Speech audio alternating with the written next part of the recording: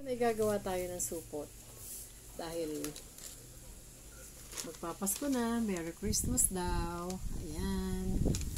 Para meron tayong lalagyan ng ating mga pangregalo. Ito ay simple lang.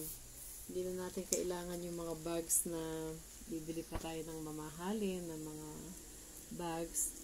Ganito lang siya. Pero depende, may mga pangregalo kasi na kailangan nating ilagay sa bag. Depende sa ating pagbibigyan. Ito ay hinati ko sa dalawa. Ganito siya. Ayan. Pagkatapos, tinupi ko yung dulo. Ito kabilang dulo na to. Ayan. Ganyan lang siya. Parang 1/4 inch lang. And then, lalagyan natin siya ng tape. Okay? Ito yung tape sa aking tabi. Pwede rin na lalagyan natin siya ng pandikit, paste, pero tape na lang gagamitin ko para mas madali. Ayan. Mabilis. Hanggang dun sa dulo. Ito. Ayan. Tape na siya. Okay. Ngayon, itutupi natin siya.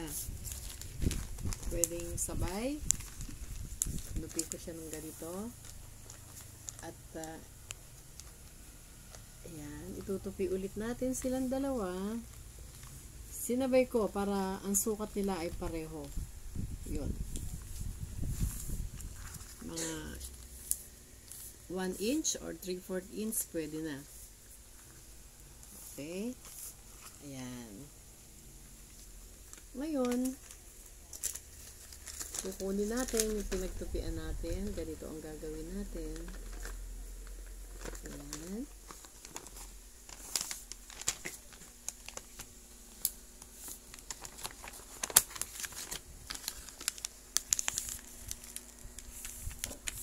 Tinupi natin siya, ha? Ayan, ganito ang nangyari.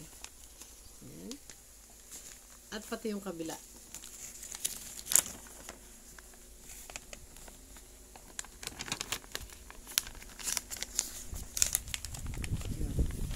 Ulit. Tupi natin siya. So, pareho na silang nakatupi, sa dalawang tabi. Ngayon, gagawin natin sa ilalim. Another tupi. Titiklop uli natin siya. Mga 2 inches. Ayan. At ito, tingnan nyo kung paano ko ito gagawin. Ayan. Tingnan nyo lang, sundan nyo lang. Para makabuo tayo ng gift supot bag. Pag nilagyan natin ito ng tangkay, para na itong bag. Pero parang supot lang muna tayo. Ayan, tupi. Another tupi. Okay. Another one. So, ayan. Ito na yung pinakang base niya. Ito na yung ilalim. Lalagyan natin ng tape again para siya ay malak. Ganito. Tape natin siya. Ulitin ko, pwede dito ang paste pero matagal siya eh. Tape na lang. Marami naman akong tape dito sa bahay para mabilis. Ganon.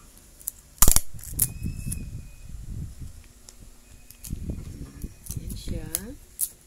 Another one here. And presto. May bag na tayo.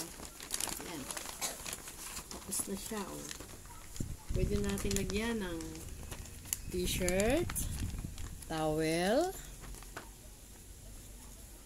Ito na siya, friends. O, diba?